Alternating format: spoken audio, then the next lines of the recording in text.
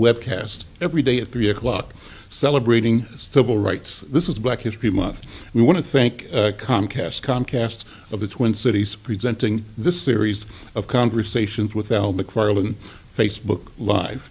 My guest today is a friend, a hero, a person who's knowledgeable about the civil rights movement, about the history of our country, a person who served with distinction. He was a Buffalo Soldier. He is a hero. 3 times decorated with the Bronze Star, part of the Allied invasion of Italy to help fight against fascist tyranny and to win the war for our modern society, win the war for the West. Ray Robinson is a native of Texas, and he's 99 years old. When I talked to Ray a few days ago, he said, "Al, I'm 99 and fine." Ray, brother, you're 99 and fine. First of all, thank you for your service to our country, and thank you for your service to our people. And I know of no one better to ask to reflect on what civil rights mean for our people, because you were there at a time when our rights were completely and totally deprived, denied. Not that things have changed all that much, but things are different. So Ray, welcome, first of all. When you reflect, what do you think about first, being a young person growing up in the South? You know, Al, when I do my reflection, growing up in the South, Texas, one of the slave states, I always think about how far we have come now when I reflect. We have a ways to go, but we have come a ways, because I remember the dark past. I remember that too well.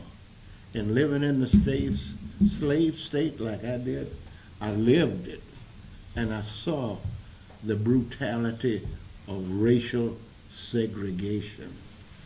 So we've come a ways, Al. And at 99 years, I think maybe we'll beat this thing called racial inequality. We have wonderful leaders fighting for that now, and I feel confident that we'll get there.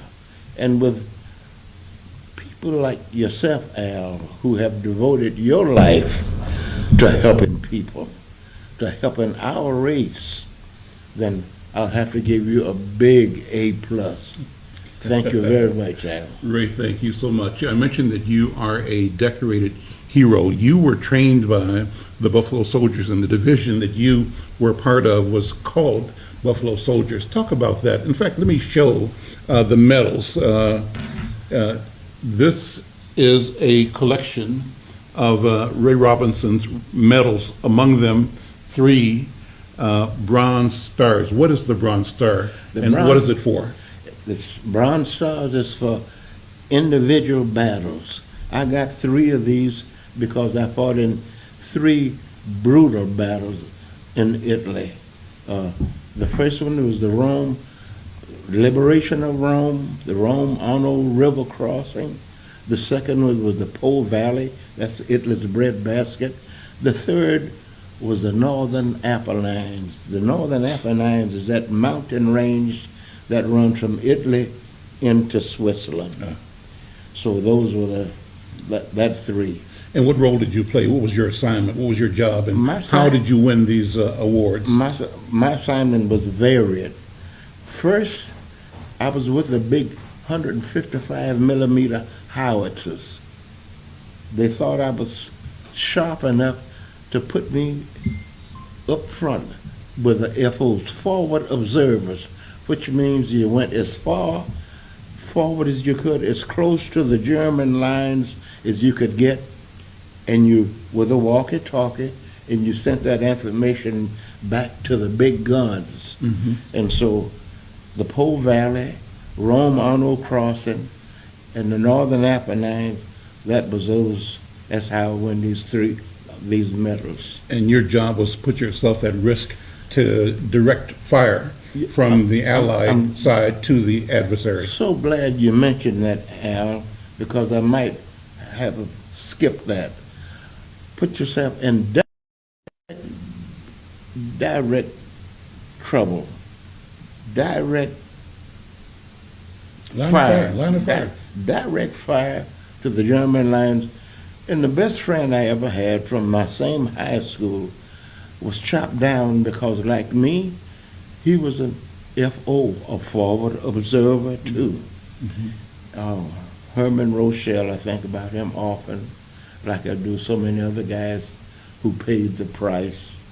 But that's part of that story, only part of that story, because the 92nd Division fought like tigers. I'm glad to have been a part of that group of men. The background, Ray Robinson, about the 92nd is that you were operating in an environment that tried to question the capacity of black soldiers. Yeah. Were you brave enough? Were you strong enough? Were you smart enough? Could you defend a line, or could you lead an attack? And you all laid all of that to rest. And I remember all of that, Al. I remember that. Can they fight? Will they fight? Can they do the job? We showed them big time. We did the job. And I'm proud that we did, Al, because we didn't do it just for ourselves. We did it for our people, for all black people. And when you returned home, and this happened, I think, after World War I as well, when black soldiers returned, they were greeted like the heroes they were in black communities. Yes. All over this country. And our people were proud to see fighting men and women standing up for the principles of democracy and for the promise of freedom, even though that promise was not extended to us. That's right. That's absolutely right, Al. I remember some incidents vividly, where I went to step on a bus, and I was held back by a white man telling me the bus. So yes, slavery was not dead.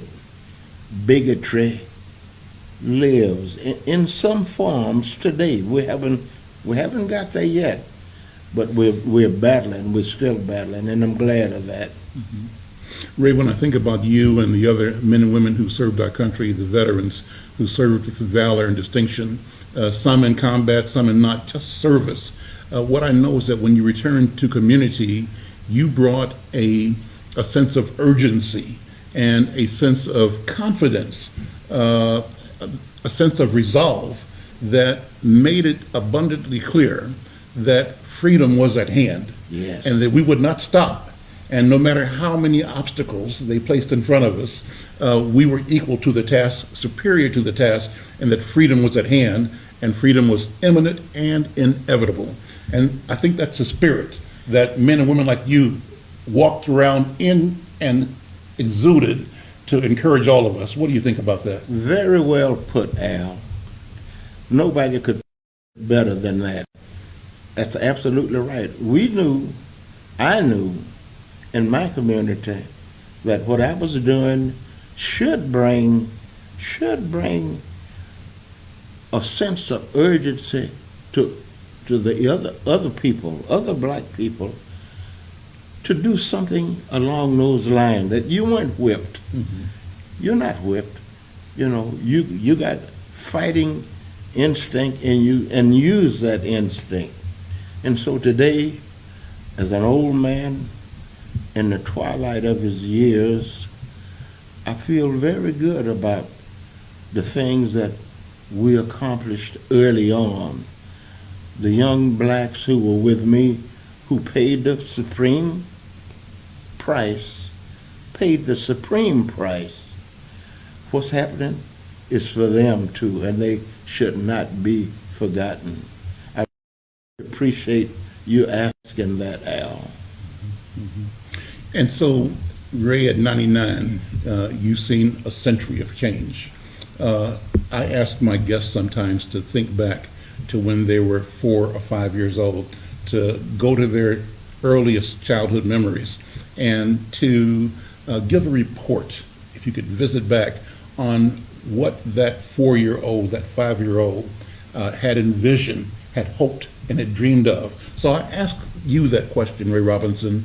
Go back to your 4, 5, 6-year-old Ray Robinson. What was he thinking, and what was he desiring? What do you think? Great question, because I frequently reflect back how old was I when I became aware of what was around me. I must have been 5 years old, Al, because I can remember things that happened when I was 5. My father worked in an oil refinery, and I remember him going to work every day, and a lot of times he would forget his gloves. The refinery was close by. And it was so long ago until they didn't use motorized vehicles. They had mule teams. And my mother would say, "Oh, you forgot your gloves." And he would come back. I was 5 years old then. I can remember that. And I wasn't aware of racial segregation at that time. When you're 5 years old, you don't think that in those terms. Nothing like that has hit you. But after you grow and get into the world and you get out and you can see the mean looks, you can see what racial segregation is when they tell you to get back and stuff like this. Then you begin to realize how brutal and how ugly racial segregation is. And of course, my father told me about the lynchings and the hangings in Alabama when he was a young man. He left there. It was so brutal, he left when he was 17. And he told me that lynchings used to be a happening. White families would take their kids out to the big trees where they were hanging, lynching black men, so they could see that. And you are more than he is. The birth of a nation. Okay, yeah. White supremacy. Still, they use that term today. Whites are supreme. Thank God we know better than that. And we got black people fighting against that. And we've always fought. Yes. And sometimes, the mainstream media would make it appear that we were okay Yes. with subjugation, okay with subservience, okay with even slavery. They would try to say things like, "Oh, you were taken care of, Yes. and you were happy." Yes. Happy darkies, right? Yeah, that's what. But it was brainwashing, attempting to brainwash us, but also to brainwash white people away from the responsibility of being the decent human beings that they could have been and that they should be. Beautifully put, Al. But now we have the power through internet Yes. and through television and newspapers to tell the story, to tell the truth. And Ray, I thank you for telling the truth right now. And men like yourself, Al, we owe you a great, great debt of gratitude. And I hope the rest of our community, the black community and the white community, can see the job that you are doing. I don't want that overlooked. We all played our part. I played my part. You played your part big time. So as I live out my life, live out my days, like I tell my grandsons and my 2 great grandkids, nobody lives forever. We would like to, but no one lives forever. So make your mark, pay the price, make our people better, make people understand who we are. And I'm really grateful to you, Al. Well, I'm grateful to you. You were talking before the webcast, Ray Robinson, about you knew grandparents who had been enslaved. And so slavery is not that far. And let me tell you this. On the wall, we're looking at a picture of my great-grandmother. Lizzie Harrison was born the property of other human beings. That's how close this woman I knew. Yes. She held me Yes. and talked to me, and so I'm that close. It wasn't that long It's not ago. that long ago. That's right. And so look, from that, you were talking about your sons and grandsons who are doing marvelous work in industry and in business, and in all fields of Yes. education. That's a great story. Yes, and on top of that, Al, my grandparents, who passed before I could meet them, in the slave state of Alabama, one of the most brutal of all slave states, they didn't get their freedom until Lincoln did that Emancipation Proclamation. That shows you how compact this slavery is today. It wasn't that long ago.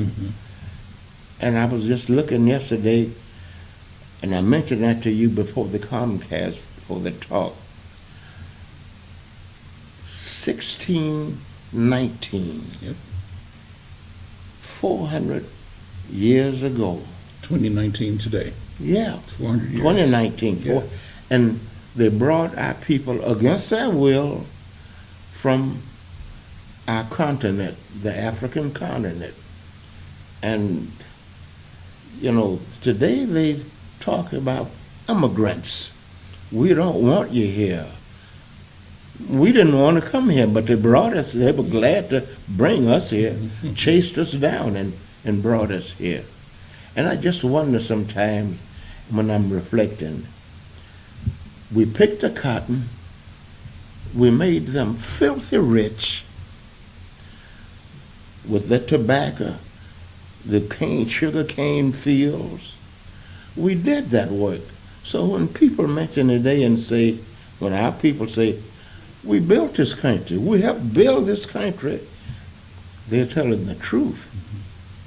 They're telling the truth. We helped build this country, so I don't want people saying, go back to where you came from. You came from here. Right We're here. here. We made this, we built it. We made this. Ray Robinson, I want to thank you so much. I want to leave with, again, one more word of praise about your service to the country. I tell people in my family and others, and young people, young men and women, that we should consider the value of service in general, but honorable service in the military service is a good thing. A good thing. And it's a way to give yourself a leg up, a foot up, an opportunity, a toehold into economic prosperity and security, because you can use that to go to college, to buy a house, and to plant yourself into the middle class solidly and beyond. It did for me, Al. It did for you, and it did for me as well. Yes. It did for me as a veteran. So I think that a message I want to always come out of your and my conversation is to encourage our people to look at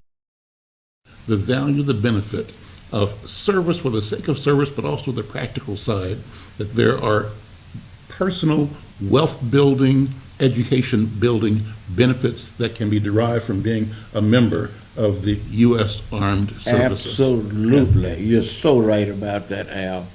It'll give young people a different view on life, a better view on life. And I want to close with a word of praise as well.